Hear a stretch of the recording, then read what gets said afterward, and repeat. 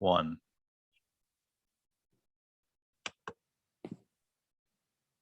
Greetings. Welcome to the DragonCon Urban Fantasy Track Author Interview Series. My guest this evening is great friend of the track and terrific guy, Richard Kadrey. Richard, thank you so much for being here. It's my pleasure. It's my pleasure. I'm really glad to be here. And I do want to mention that we, if our viewers are seeing a box with the name Kevin Batchelder in it, that is my second who is recording for us tonight. And that's why his name is appearing there. If you're not seeing the box, then that's fine. But if you are, that's why it's there. Now, Richard, I typically start every one of these interviews that I do with the same question, mainly because it's one that I find very intriguing and interesting, is did you read either sci-fi or fantasy as a child or young adult? I mostly read science fiction when I was younger. I didn't really read fantasy till I was in my late 20s, early 30s, perhaps. My agent, in fact, Ginger Clark, was kind of instrumental in pointing me toward interesting fantasy material. I wrote Butcher Bird on my own, but then I kind of didn't know what to do. And Ginger kind of pointed me at other fantasy work. Because I just, after Butcher Bird, I wasn't quite sure what I was gonna do and like what I wanted to pursue. And then reading some stuff like Neil Gaiman's Sandman and some Holly Black stuff. That helped me write my first YA, which was fantasy. But it also reminded me that there was a lot of power in fantasy beyond what I'd been exploring in Butcher Bird. Great. Well, and those are great folks to actually get a lead in to the genre with as well. Now, I think so. Your very first published book, which I have here, Metrophage, what give us kind of our viewers who may not be familiar with it, give them just kind of your elevator pitch as to what the book is all about, or maybe not all about, but what's the book about? It's a cyberpunk novel from the 80s that is about a ex-cop turned drug dealer named Johnny Kabbalah, who is living in a futuristic, near future LA with torn up by gangs and kind of criminal overlords. And at the same time, there is some kind of looming specter of something weird going on the moon that could be aliens or could be a fake by the government. No one knows. And then one of Johnny's friends goes missing. And then the book is Johnny's search for her and him digging into the criminal underworld of LA and the criminal law enforcement system at the same time. And you mentioned the 80s, and that was actually when it was first. I'm sorry to interrupt. I keep looking around because my cat's running around madly. And every now and then I look off screen because I want to make sure he's not going to hurt himself. Oh, no, that's fine. So everybody understand that Aces has joined us. And yes. Maybe if we acknowledge him by voice, maybe he'll come up and maybe he'll be quieter. Hey, Aces, it's okay, man. I'm not going to take him away. He's going to stay right there. I'm sure he's going to appear at some point. He usually does. Yeah, he'll probably, maybe he's just excited. He thinks you have company or something. Yeah. You mentioned that Metrophage takes place in the 80s, and that's actually when you, or that it's based upon that time, and that is when it came out, correct? It says that it first came out in 1995 is the date that I have, but you were writing it back then? Yeah, I was right. I don't even remember that. I'm terrible at dates at this point. It's like I have enough books now where it's like I think it came out around then.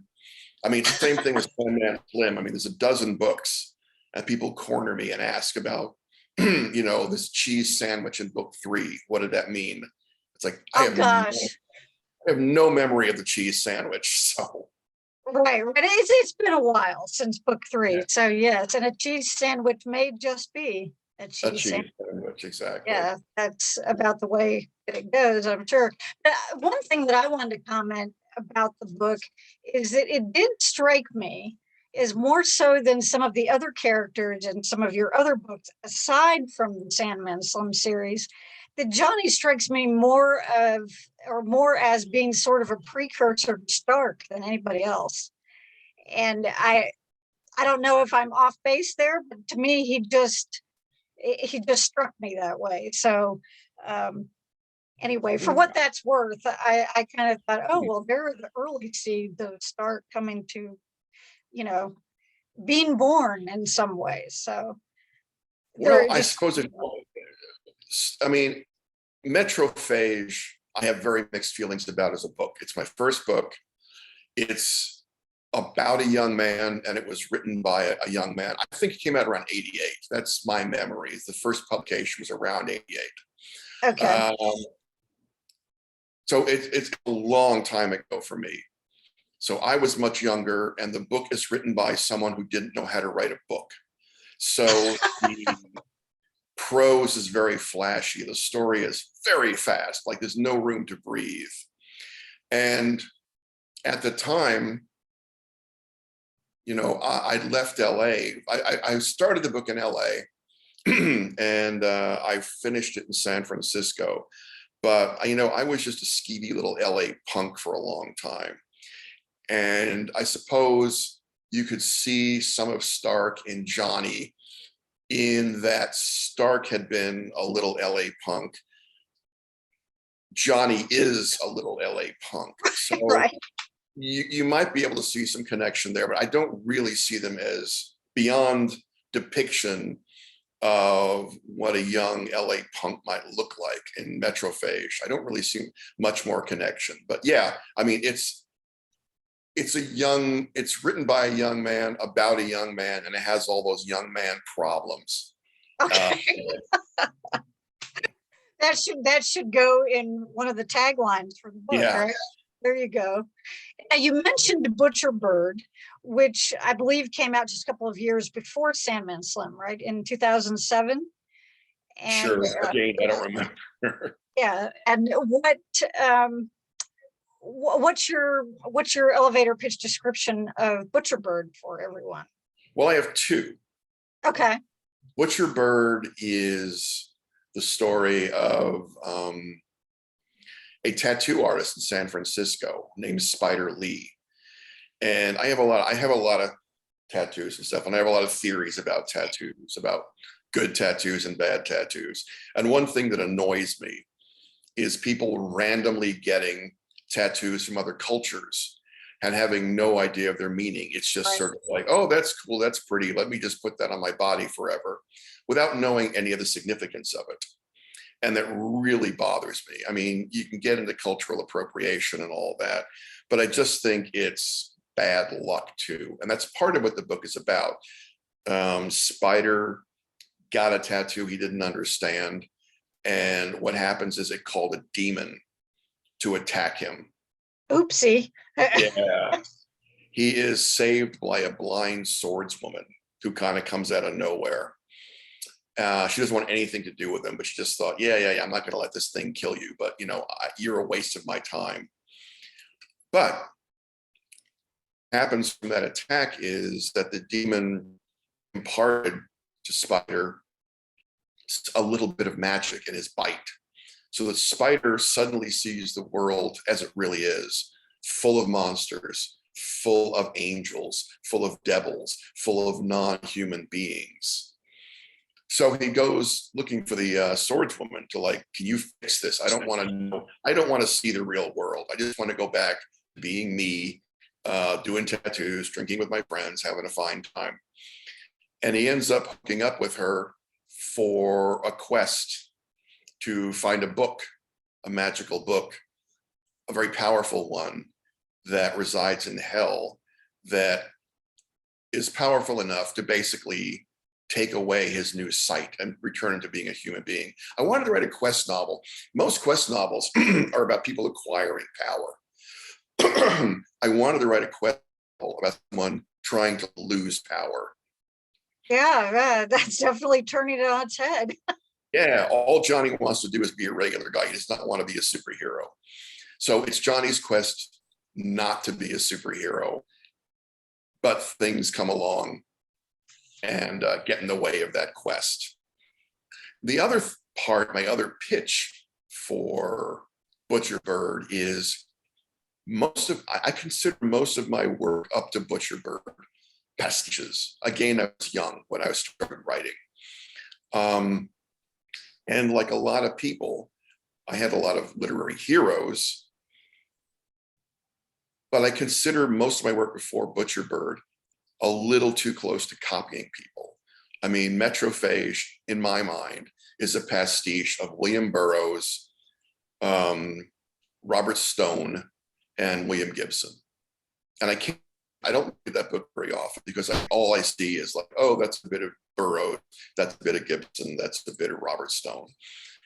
And so most of my work I do consider just kind of, it had that, not amateurish quality, but again, a beginner's quality. Butcher Bird is the first book where I sat down very deliberately and said, I'm going to write this on my own, in my own way. So it's the first book of mine, in my own voice. And that's really important to me.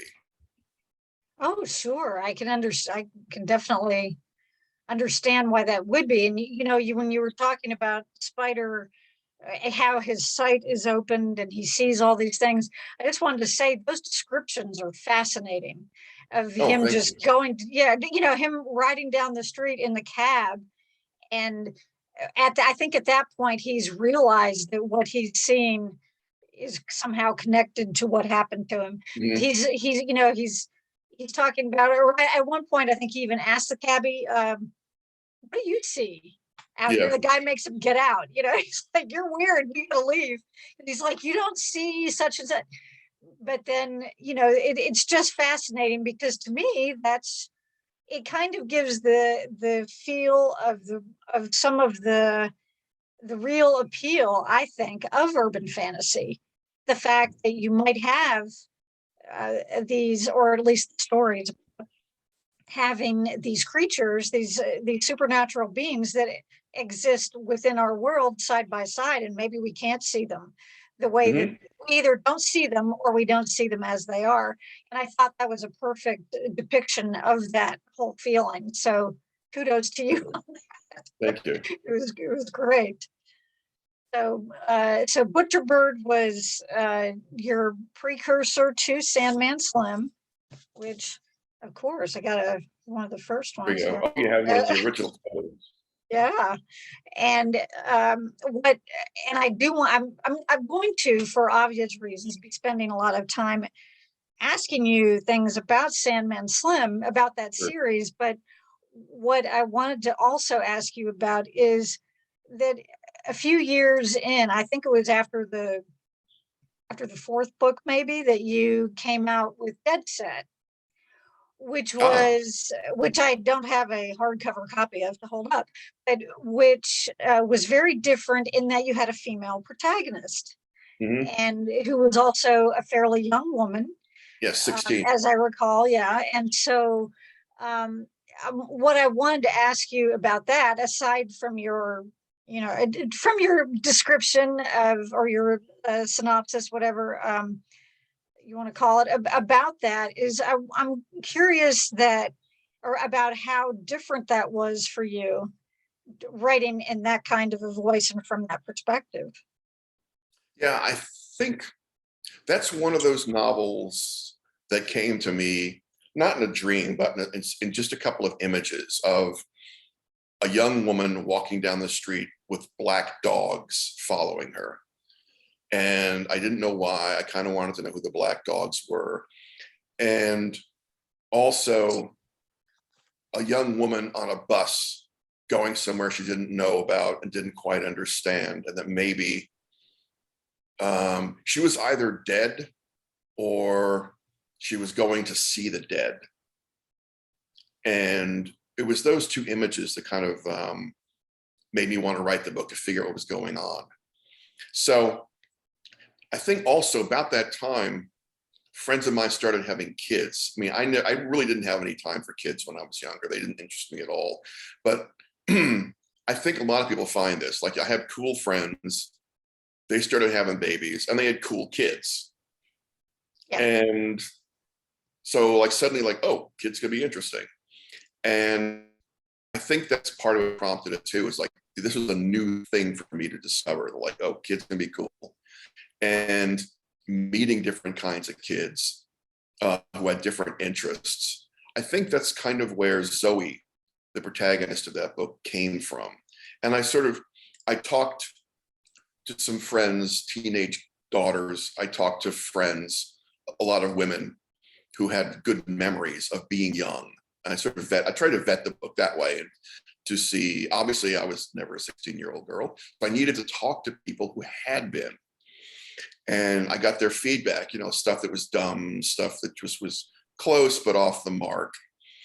And I'm kind of happy how the book came together in the end. It's much more, I'd gotten into fantasy at that point and I was pretty firmly in it. And the YA Dead Set was like one more step into it, almost a sidestep, because it's almost a fairy tale in a way. A young woman's father dies and it destroys her life and her mother's life because the insurance company doesn't pay off. They lose their home, they lose everything. They move into a crappy apartment in San Francisco. She cuts school one day, Zoe wanders into a record shop because her whole family is obsessed with music. She has her father's old punk music collection, which she plays over and over again. So she loves music, and she wanders into a strange record store one day. And this is an old-fashioned one with LPs in big, right, of course, in yeah. big wooden boxes, like old school record stops. And she looks through them, it's kind of boring. But then she sees a back room. And she goes into it and she sees again bins of LPs, but they're all blank. They have white covers covered in strange runes and symbols. And the guy who runs the bookstore comes in and says, "No, you're special because most people don't see this room. The reason those records look weird is they're not music, they're human souls. And I have your father's soul here. And if you want to take his soul home on a record, you can do that, but you have to pay the price." That's Zoe. And that's Zoe's story, trying to pay the price. And of course, being young, messing it all up and having to fix it. Right. Okay. Well, yes, and we know there's always a price, but that's that's a very good synopsis, and I'm sure anyone watching this who has not yet read that one will be going after that. So that's great. Now, when we get into the Sandman Slim series, which just recently came to an end, we after 12 novels and I know of at least one novella, The Devil in the Dollhouse, which I thought was pretty cool, that at the end of that you had it's the kind of thing that that if you didn't read it, it probably, if somehow people skipped it and read all of the full-length novels, the fact that everything that happened, well, I don't want to give too much away, but I'm just saying if people will enjoy it if they are fans of the series, but if for some reason they missed it, there's something very intriguing about the very end that you do. So anyway, yeah, I really liked that. I thought that was a great approach for that. Now we've got our hero, our protagonist, however you want to call him. I know some people consider him an anti-hero, but he's definitely maybe he's not always the hero of his own story, but I don't think anybody could call him a villain. Not really. Our James Stark, and I'm sure that most of our viewers will be familiar with the series, but if not, can you give us a brief synopsis of how do you introduce the Sandman Slim series to someone who's never read it before? What do you tell them? Well, James Stark is a young magician living in LA. And by magician, I mean he has magical powers, but in that world, no one says wizard or witch very much. Right. They're considered sort of arcane, dumb terms. So he's a magician. He is part of a magic circle, and he's kind of a rivalry with one other magician there, Mason fame. And they're about as powerful as each other. They're very close. And they're like brothers, like sibling rivalry there. But Mason wants a lot more power than Stark. And one night he trades Stark for more power and sends him to hell. So the story begins with Stark breaking out of hell. And by the way, he didn't die. He was a living human being living in hell for 11 years. And it drove him completely insane. So the first image we have of Stark is waking up back on Earth, on fire for various reasons. And the first novel, I believe Stark is clinically insane. He just wants to track down the other people in the magic circle, kill them all, and he feels rejected by the world. He feels rejected by God. He would like to destroy the world. He would like to destroy basically the afterlife. That's what I mean by clinically insane. He is just one big ball of fury. But like a lot of characters who are motivated by violence and revenge and rejection of humanity, he has to interact with humanity, and it brings out a little more of his human side over the course of the book and over the course of the series. Like I said, I think that first book, he is clinically insane. What I wanted to do over the 12 books was sort of show the rehabilitation of a monster. Stark shows up in the first book as someone who's simply motivated by murder. And by the end of the book, by the end of the series, he is motivated by caring for his friends, caring for the world in a way he never imagined he could do. So that was the whole idea of the series, was to take someone who is described as the monster who kills monsters, because he was a gladiator in hell for a while and he was very good at it. He wasn't a killer before he got to hell. He learned to be a killer down there. And when he comes back to Earth, he's very good at it. So I wanted slowly to have Stark come back to himself as a human being. And that's really the basic story. Okay, yeah, I like that, motivated by fury. I mean, it was like he did. I mean, initially have those blinders on, and that's all he could see was that, that revenge, or and destruction was. Yeah. I mean, but after what he'd been through for 11 years, that's easy to understand too. That someone, would feel that way. So, yeah. Now, we talk about. I mean, all the stuff that he has had to face in his whether we're talking about actual LA or the mirrored version of Yes. Hell's version of LA, which is also awesome. What a great idea. From your perspective as the creator, what or who do you feel was probably the greatest, the most dangerous foe that Stark had to face, whether in whichever place?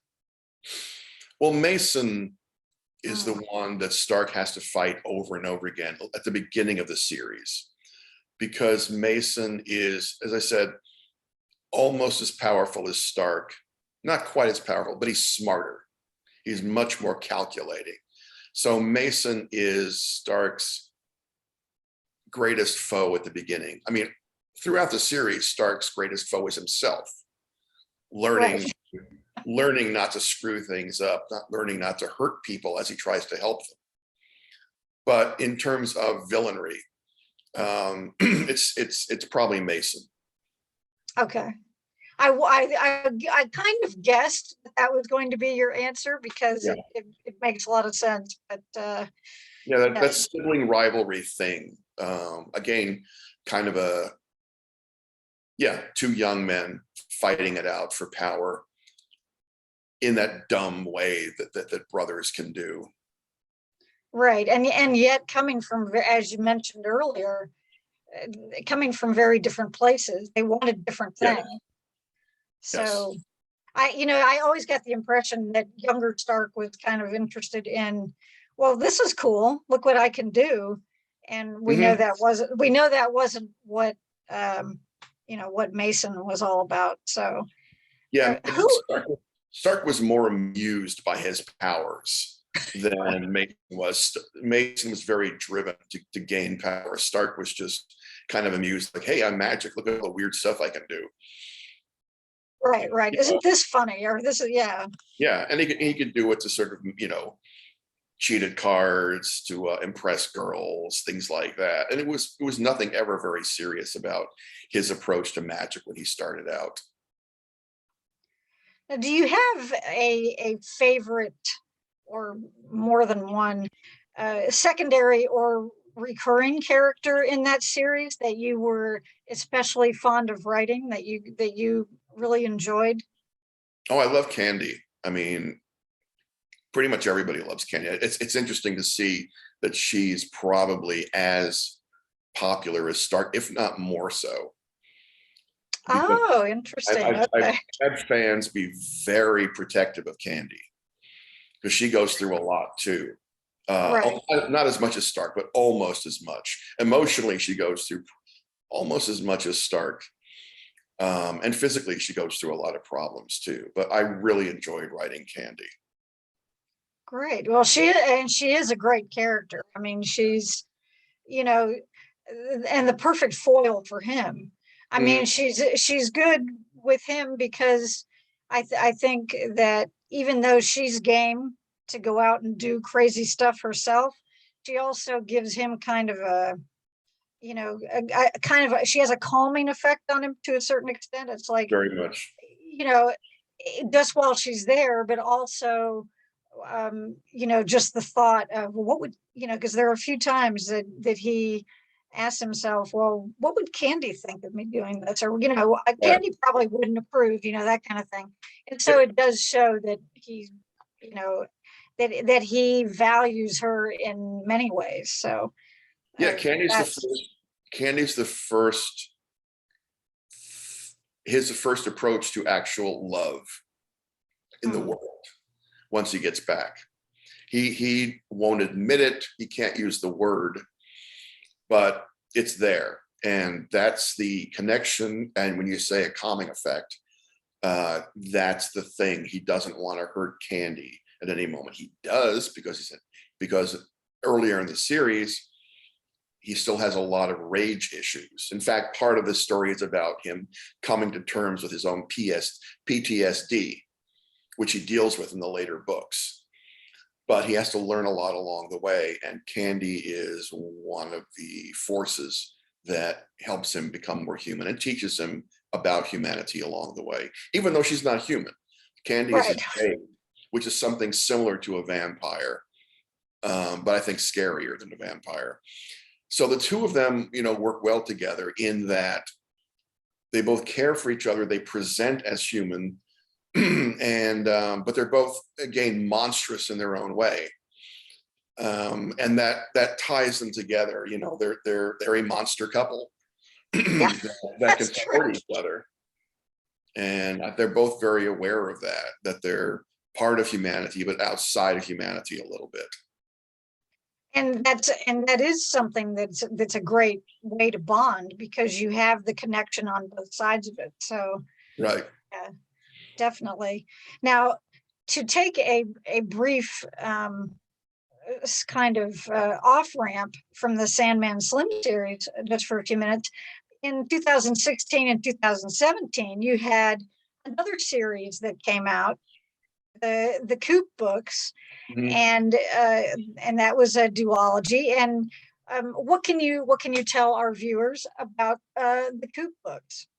Well, the Coop books were an attempt to write something magical about LA, but in almost to take what I'd written before and literally turn it on its head. I wanted to write the opposite of Stark, the opposite of a lot of the dark stuff I'd written. So the Coop books are a straight up comedy with magic, with scary stuff in them, but they are meant to be funny and not much more than that. I had no deep message.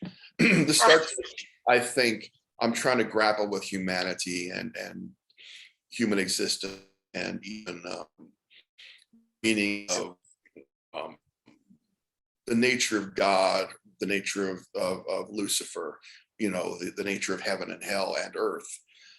Whereas the Coop books are just flat out funny. And I wanted to try that. I wrote two of them, the Everything box and the other Dead Guy. And honestly, I'm much more happy with the Everything box. The other Dead Guy is kind of a lead into a novel I never wrote.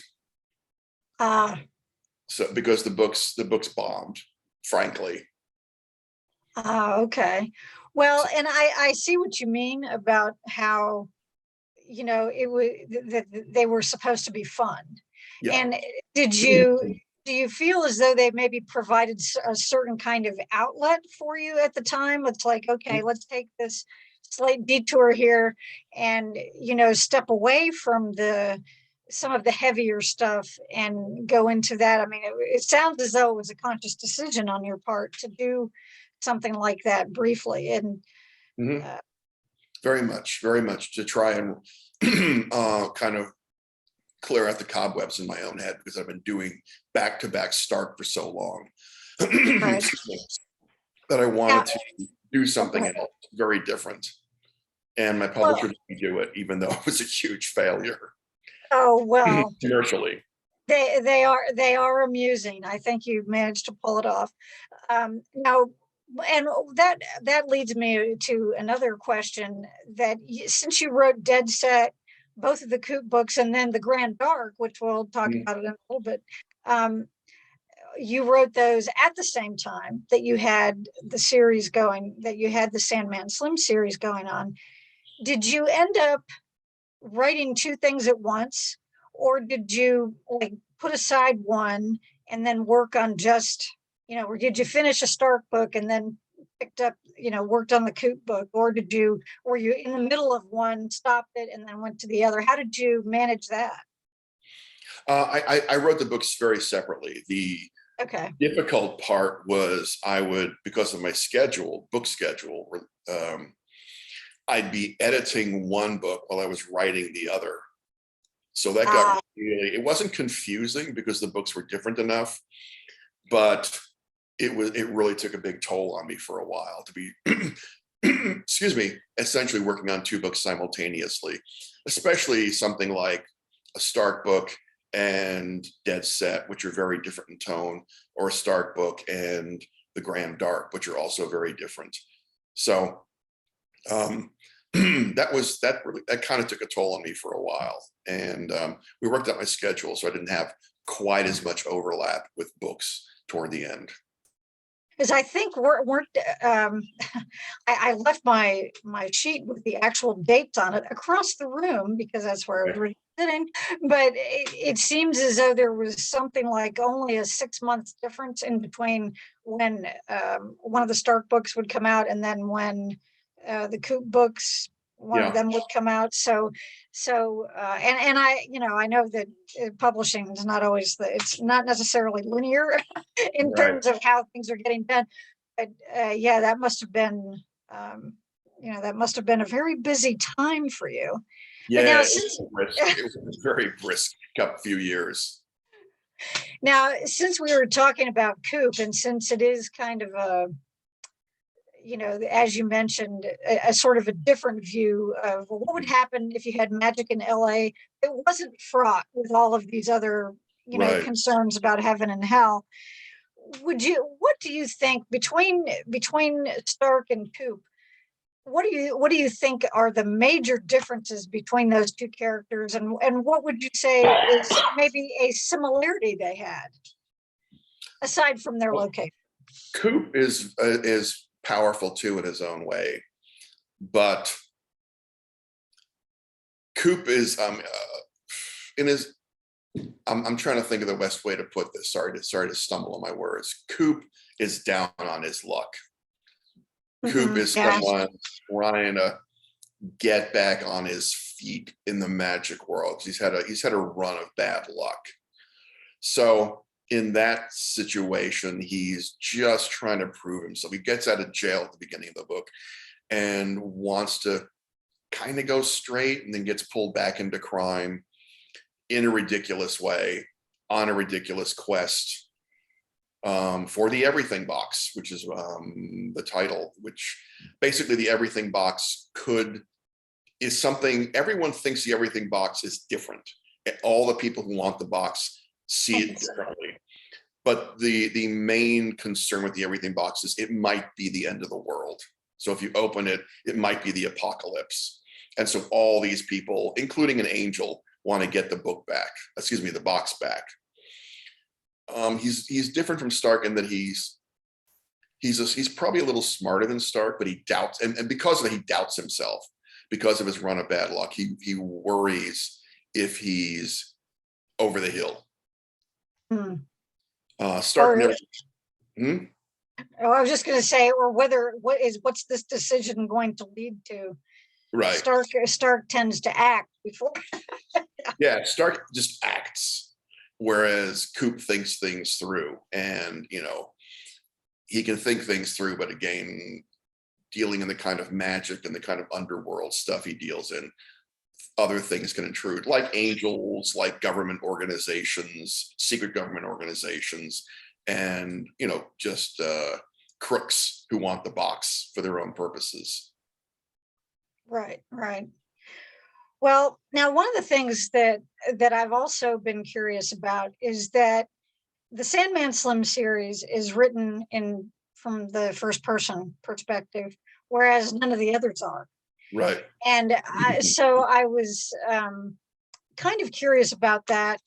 And I mean, I know that there are all different kinds of reasons for people choosing to use first person or not, but I was just, I guess, did you have, for you, was it a conscious decision to do that, or was that the way the stories came to you, was that it was just a different perspective? I was very conscious of not writing in first person while I was writing Stark. All the other books, I wanted to have a different tone and be very different books. I mean, Stark and the Grand Dark are probably the most obvious examples of different books. I mean, I wrote the Grand Dark with a completely different language. I even paragraphed differently. So I wanted to be very different. And I didn't want to confuse anybody with a different first person voice during those 12 books. So all the others are third person past tense. Okay, well, that makes good sense. It was just something that I noticed, and I thought, well, and I think that it certainly makes the Sandman Slim series a more effective picture of that character because of the first person as well.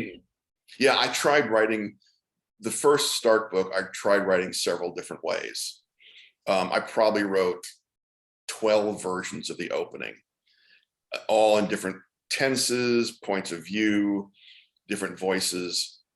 And it finally stumbled on first person present tense. And the moment I did that, the story just took off like a rocket. None of the other versions that I'd written worked at all. And so between first person present tense and the dark humor of the books, that's what held it all together for me. Mm-hmm. Yeah. Well, speaking of Stark, if he were to make a guest appearance in any other UF series, just for either a scene, or if he was there teaming up with someone for a story arc. What series do you think that would be? What would you think that would be the most fun to do? I don't see Stark teaming up with anybody. Stark is such a creature of LA and Hollywood and kind of a loner. I don't think he would be a good teammate except for Candy. He has Gotcha. a small group of friends, Vidoc, a thief who's a friend of his. They work well together. He has just that very small core of people that he can stand long enough to work together. So I don't ever see Stark showing up in another world. Right. He would be, yeah. I get your point. He'd be lost. I mean, in one of the books, he has to go to Santa Monica, and it almost kills him. I mean, he's such a Hollywood figure that going to Santa Monica, where everything's sunny, where everything's nice, and there are tanned people on the coast, and people are surfing, he just hates it. He couldn't stand it. So he has to run back to, Hollywood, where things are a little grimier. Yeah, that's where his home is. After all, he feels that sense of comfort, right? Yes. In being there. Now, one of the things I wanted to ask you about is that in Devil Said Bang, you split Stark and St. James, as he calls them, into two literal different people, Right. beings, rather than just from a metaphorical sense. They are actually two different separate entities at that point in time. And I'm curious as to what kinds of challenges that presented for you, or was that something that you just said to yourself, okay, well, we're going to make it literal, rather than, you've got a literal hell. Why not make it so that somebody can be two different, two different entities? So I'm just curious about how that all worked out for you in terms of, just the challenges surrounding it. It was a lot harder than I thought it would be. I thought it would be pretty easy to write two versions of Stark, and it was hard. It was hard. It got easier as the two diverged in terms of personality and goals. But yeah, writing Stark two different ways was a real chore for a while. I had to really think about every step along the way and what their voices sounded like and what their motivations were. So yeah, that took a lot of work. That was slow going for a while. Yeah, and I know that as a reader, kind of when which one of them would be speaking, it was almost as though you get a different picture in your Yeah. head of what they looked like, and so that was intentional too. I'm sure that, or Mhm. that was the effect. That was probably something you were hoping would happen, but Yeah. I can vouch for it that it did. So Thank you. now, do you have your own feelings? Do you have a favorite installment from the Sandman Slim series? And which one of the book do you have a particular fond spot for one of the books? Well, right. I mean, it's the book I finished most recently, King Bullet, the last book. But I like that one a lot, not just because it's the one I wrote Most recently. Yeah. Yeah, I like that book because I'd written a really long series, 12 books, 2 6-book arcs. And what King Bullet let me do is go all the way back to the beginning of the series and to write a book in a way that changes the whole meaning of the series, in a way that Stark learns things about the world. He learns things about himself that makes him consider everything he's learned along the way. And I liked being able to go back to the beginning of the series. And this is Aces saying hello there. Hi, Aces. He had to come up and Of course. So yeah, the last book with That's your favorite. Stark, who's dealt with PTSD, who's dealt with emotional stuff by now, and then having the rug pulled out from under him in terms of seeing the world and seeing himself in a certain way. I really enjoyed, writing that and exploring that part of his character and seeing if he can survive it. Like I said, he thought he knew how the world worked. He thought he knew who he was. And suddenly he's not that person anymore. Right. Well, so of all of the books that you've written, was there one that you particularly struggled with? It was more difficult to, get through, that for any number of reasons, whether it was the story itself, whether, it was just, what maybe your mindset at the time didn't match what you were trying to do. Was there one that gave you a few issues? Absolutely. The second Sandman Slim book, Oh, because I'd never written a sequel before. In all my other books, I was able to take a character, put them through all sorts of hell, and then I could just walk away and let the audience figure out what happened next. With the second book, I had to deal with the consequences of the first book, all the wreckage that Stark had left behind, all the emotional turmoil he'd stirred up in other people and himself. So suddenly I was responsible for a whole world and a whole cast of characters in a way I'd never been before. And I really hated it at first. It was very difficult and a real chore. And I had to work with my editor, Diana Gill, a lot on that second novel. She really helped me with that. So it's a long book too. And it's a long book. They bought the first 3 books as a package. I wanted each of the first 3 books to be different because I didn't know if I was going to get to write any more. So the first book, Sandman Slim, is an old-fashioned revenge story. You can do it in the Old West. You could do it in, any setting. Some crook coming back for revenge on the people who wronged him. The second book, Kill the Dead, is a mystery. And the third book, Aloha, is it Aloha from Hell? I'm suddenly forgetting the titles in which order they come in. That one is a quest novel, a really weird, twisted quest novel. So I wanted the first 3 to be very distinct in terms of tone and plot. But that second book was really difficult. I had to throw out huge chunks of it and do massive rewrites on that book. Same thing with the third book. Those first 3 were really hard, but the second one was just brutal. So after that, you learned, okay, well, I better not have anything happen that I can't clean up later. Or a bit, but also it wasn't that I couldn't clean it up later. It's just that, okay, if I make this much of a mess of something, whether it's Stark, another character, or the world, I had to deal with it. And sometimes the more awful the consequences, the better it made the book and the story. So, I learned to enjoy those difficulties from book to book.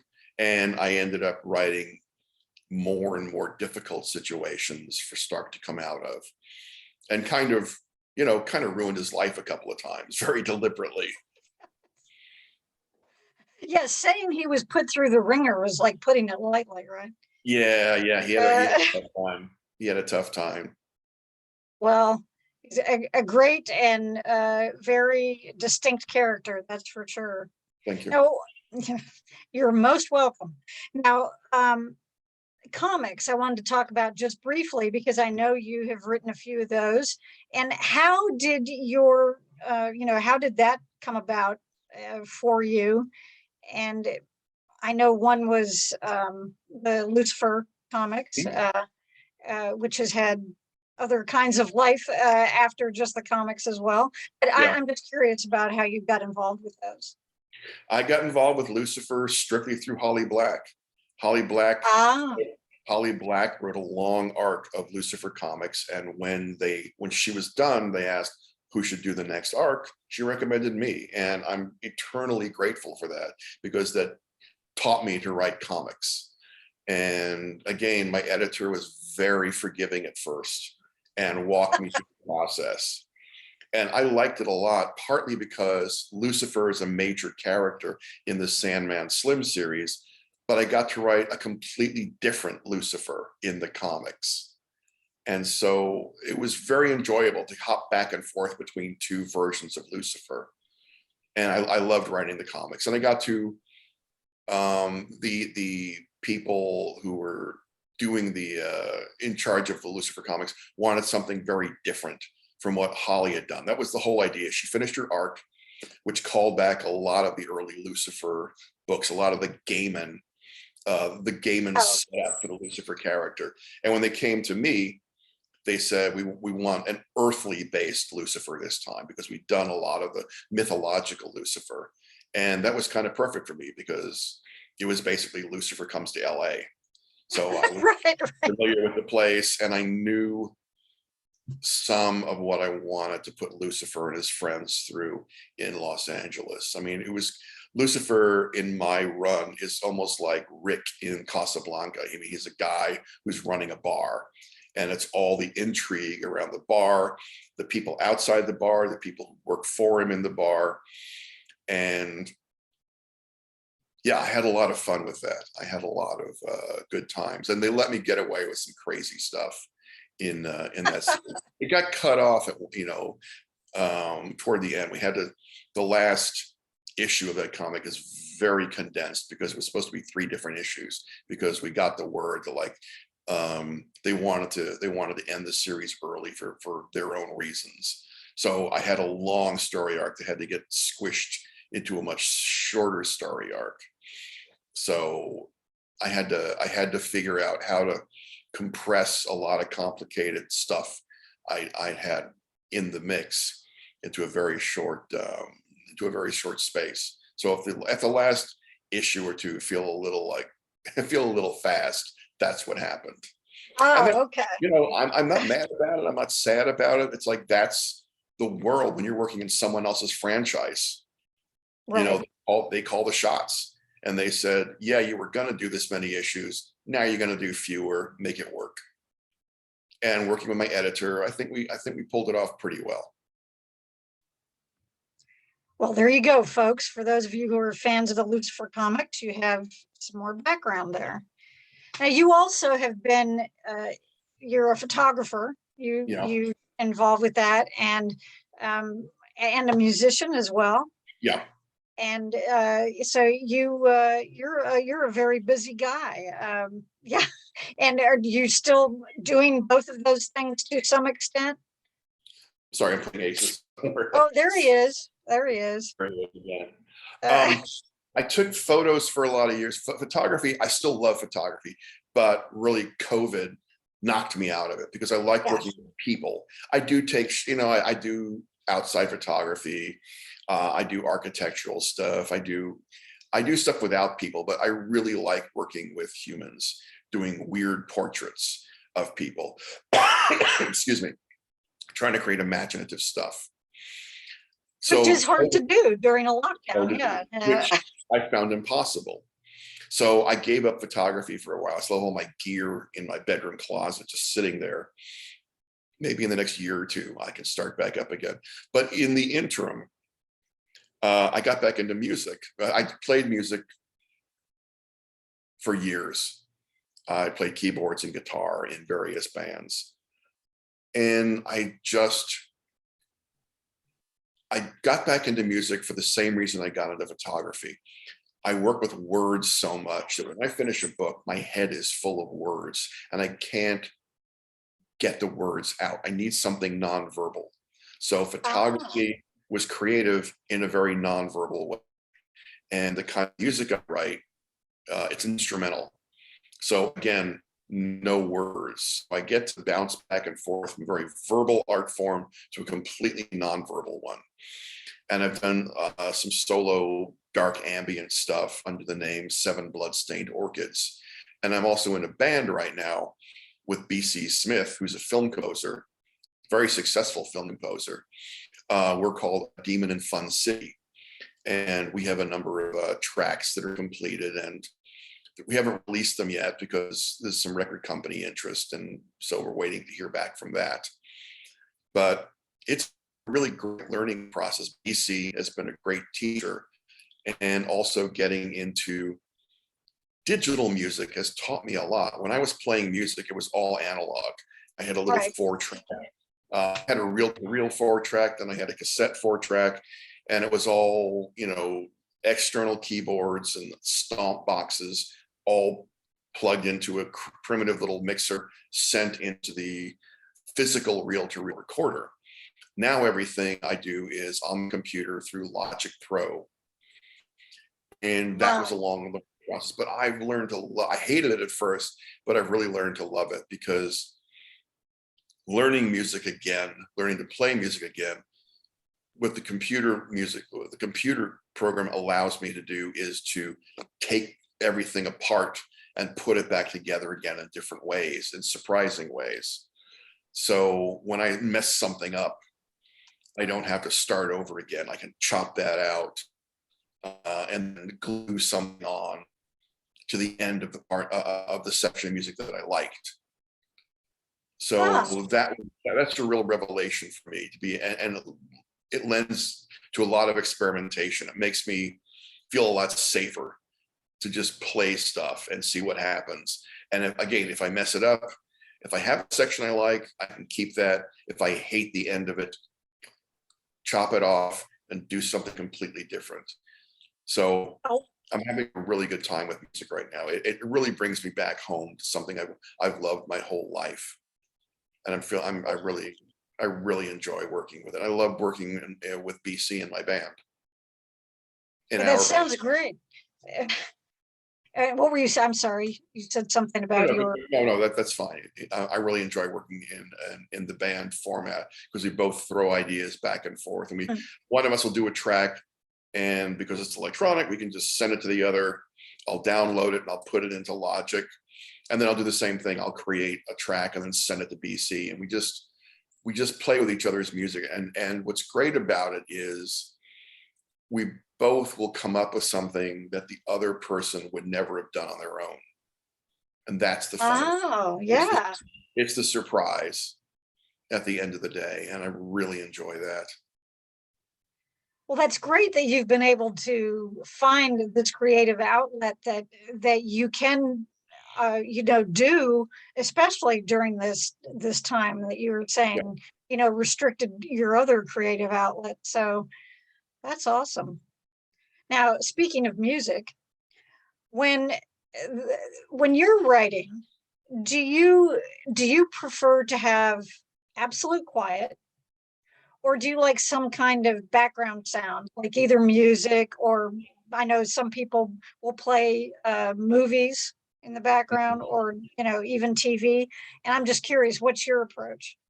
I always play music. There's some kind of music going on, often simple droning music or doom jazz, something like that. Very simple, nonverbal music that I really enjoy. I mean, it can be Lustmord, it can be Boren and Der Club of Gore, Jeff Greinke, a lot of people like that who do great instrumental stuff, often kind of darkly tinged. And that really helps me along a lot. I played a lot of Lustmord when I was doing Sandman Slim, especially in the hell sections. He really got me going. He really got me going in those sections, and I really recommend his music highly. Great. Well, what can we look forward to next from you? I know you have a very interesting collaboration coming up, but what can you share with our viewers about that? Yeah, I just finished the first volume of a new fantasy series with Cassandra Caw. We're describing it as Atomic Blonde meets Hellraiser. That's great. That's great. And we're rewriting that right now. And it's really fun. I never tried to collaborate on a novel before, so it's been a really fun learning experience. Complicated, but I'm sure. Yeah. A lot of fun. So like I said, we're working on that. The book is called The Dead Take the A Train. It's set in New York. And of course, part of the reason we set it in New York is it was a great excuse to go back and hang out in New York. There you go. Yeah, Local club. But then, of course, COVID hit. of course it did. Yeah. So neither of us has been to New York since we started the book. So we're relying on New York friends, things like that, to fill in some of the little details. But you know, now that things are loosening up, we're definitely both going to head back to New York at some point. You've got to fact check your work, right? To Yes, make sure exactly. that you have all the atmospheric details correct.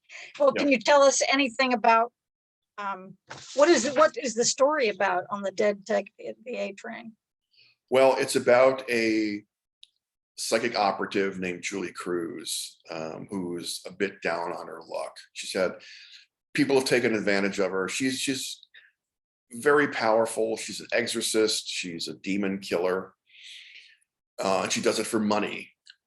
But she's had, again, like Coop a bit, she's had a run of bad luck and people taking advantage of her. She has an ex-lover who works for a big Wall Street corporation, which protects other corporations through magic.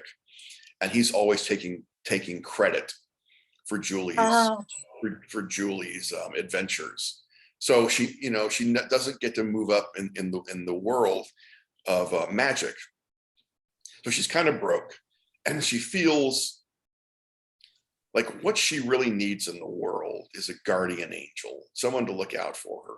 So she goes looking for a guardian angel, and basically all hell breaks loose. I guess so. Well, that sounds like that sounds fascinating. When can we look forward to this? Sometime in not next year, so probably 23, and I don't know when. Oh, really? Because I saw something up on Amazon about it. Oh So yes. yeah, so for some reason I didn't think it was that far ahead. So, but when you No, think about it, you know, it's we had it for 22, and now it's been pushed back to 23 for various reasons. gotcha. Okay. Well, that gives you more time to go to New York and Exactly. make sure that your location research is where you would like it to be. Right. Well, Richard, I want to thank you so much for doing this, for taking the time out of your day, and and we appreciate Aces coming by as well. I'm glad he finally calmed down and got used to the fact that you were talking to someone other than him, I guess. Yeah. Yeah. Well, And, yeah, he's over having dinner. He's out having a snack right now, so he's quite happy. there you go. Yeah. And I hope that we will get to see you in person at Dragon Con again one of these days. And it's always a pleasure to have you there. And I appreciate you doing this. And it's something I've wanted to do for a while, so I'm glad that it worked out. And all of our viewers, thank you. And if I happen to get if any questions show up in the comments on the YouTube channel, I will let you know, Richard. Great. I will send them your way. So anyway, thank you again very much. Thank you to everyone. It's been a pleasure, and thank you to everyone who's watching. We have been also doing the Supernatural Rewind, where we started back last year, going back to after the show ended. I said, hey, you know what? I haven't seen a lot of that stuff since the beginning. So I started the Supernatural Rewind, where once a month we discuss one of the seasons and then we go on to the next one. And it's been very interesting. I've never seen that show. People keep telling me to watch it. I kind of, I could actually see Stark as a guest star. So yeah, that's why I avoided it. I heard that there was a lot of angel and stuff, like fights between heaven and hell and angels. And it's like, I did not want to get involved in a show like that, because I never wanted anybody to have the opportunity to say, you were ripping off something. So I very carefully avoided that show. Now that it's over, and now that Stark's over, I feel like I can take a look at it. There you go. There you go. And if you do, I would love to hear. And it does, you know, it is remarkable in that it went on for 15 years. For any genre of programming to get that long is, That's amazing. yeah, I mean, it really is. So anyway, but thank you again so much. Thank you. Many thanks to all of our viewers. Thanks, Aces. And I hope that he enjoys his snack. And we will look forward to, as I said, hopefully seeing you at con soon. And I hope so. thank you. Yes, I really do. And thank you. Take care of yourself. And we will say, oh, there he is. Goodbye again. Hey, Aces. Hi, Goodbye from Aces. He's so pretty. I just love that his eyes are so distinct within his dark. He has really big eyes, yeah. Yeah, and the pictures that I see of him, he's amazing. So Aces, I hope you're having fun. He probably thinks this is a little different anyway. Yeah. Thank you. Thank you. Thanks to our viewers, and good night, everyone. Good night.